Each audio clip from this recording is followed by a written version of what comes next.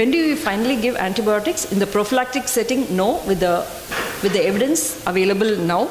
In the therapeutic setting, along with source control, antibiotics are indicated.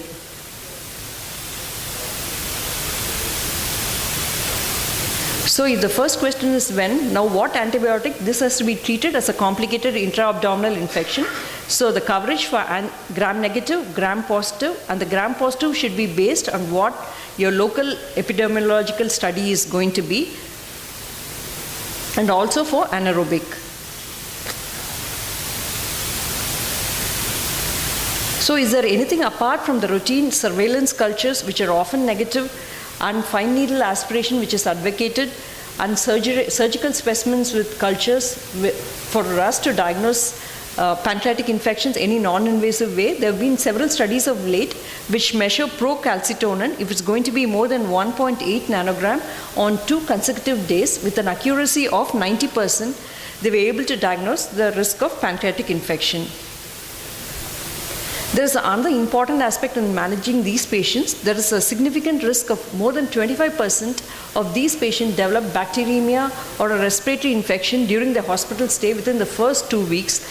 And so these patients need to be evaluated for any potential source of extra pancreatic infection. Again, distant organ failure is a very important cause of mortality, especially respiratory failure, which is the most common form of organ dysfunction. Second comes the circulatory shock and renal insufficiency. Next, we move on to another issue, the nutritional support. It's quite obvious, and in most studies, some support is found to be better than none, and enteral better than parenteral. Enteral is superior to parenteral nutrition because it brings down infectious rates, the surgical interventions, and the mortality rate is significantly lower than the TPN group.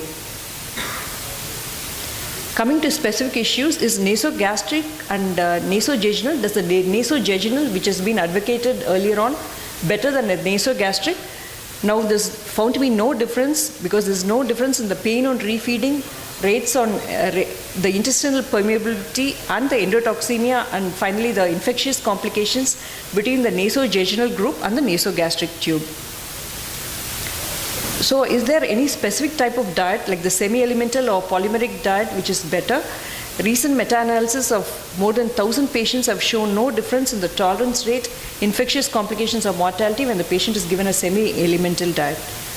Also, the use of specific components like glutamine, arginine, and omega-3 fatty acids, there's no difference between the patients who have received them and the patients who have not received in the clinical outcome. And biliary pancreatitis and the role of ERCP. Now the role of ERCP is clearly defined. Urgent ERCP in less than 24 hours is indicated only if the patient is going to have cholangitis or if there's going to be organ failure, and elective ERCP, that is less than 72 hours if the patient is going to have a persistent biliary obstruction like jaundice, or an imaging you can find a stone. What really happens in acute pancreatitis, most of the studies have shown that even for cholangitis, it's very rarely performed in less than 24 hours, and there's often a time lag between performing ERCP and the actual indication for the patient. Though pain is a very important symptom of the patient, there are very few meta-analysis or systematic reviews which really talk about analgesics surprisingly. Though morphine is supposed to cause a SOD and it can obviate, increase the pain, there have been no differences in patients who have received morphine and the other analgesics. At the moment, morphine and fentanyl are the most commonly used analgesics. Coming to surgery, a conservative and a minimally invasive approach is supposed to improve outcome in most of the trials. So to summarize the recommendations of the major societies, all of them advocate the Atlanta criteria for diagnosis, that is elevation in the enzymes of more than 3-fold and consistent clinical criteria. They advocate ultrasound as the initial modality of choice and CT after 72 hours, risk stratification by the Apache score, fluid resuscitation, pain management, supplemental O2, ERCP are all cornerstones of treatment. Prophylactic antibiotics are not recommended at the moment. Nutritional support with enteral nutrition. So to sum it all up, it's the acronym which has been coined by the PGI group: perfusion, analgesia, nutrition, clinical, radiology, ERCP, antibiotics, and surgery, the last but not the least.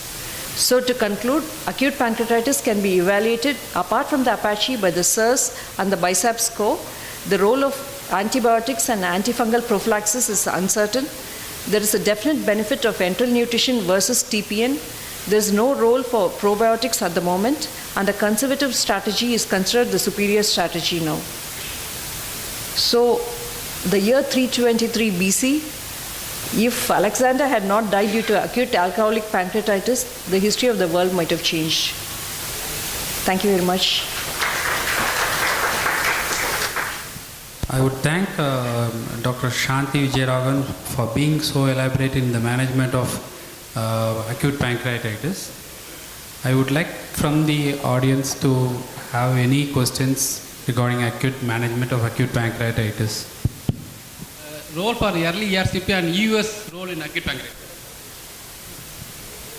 In acute pancreatitis, actually there's no role because of the invasive nature of, the semi-invasive nature of US. Dr. Piramanayagam, I'm sorry.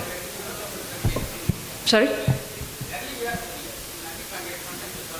Early ERCP, only if the patient is going to have cholangitis, that is less than 24 hours.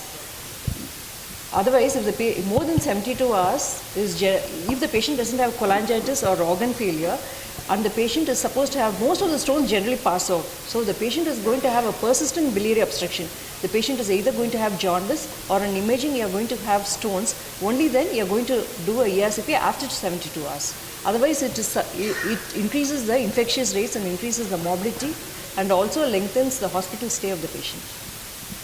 So only if there's cholangitis. Any other question? Quick, one question, last. The antidiabetic drug like exenatide and liraglutide supposed to cause acute pancreatitis. What is your experience and how do you manage? Drug-induced pancreatitis is it's very difficult to, unless you're going to have a temporal relationship, it's very difficult to establish drugs. So the way of managing is no different from any other cause of pancreatitis. It's mainly the supportive treatment and withdrawing the drug which has caused it. So thank you, Dr. Shanti, for the excellent lecture. Thank you. Thank you, chairpersons. Thank you, Dr. Shanti. We now request Dr. Shanti to give away the compliment and Dr. Sukumar. On the panel.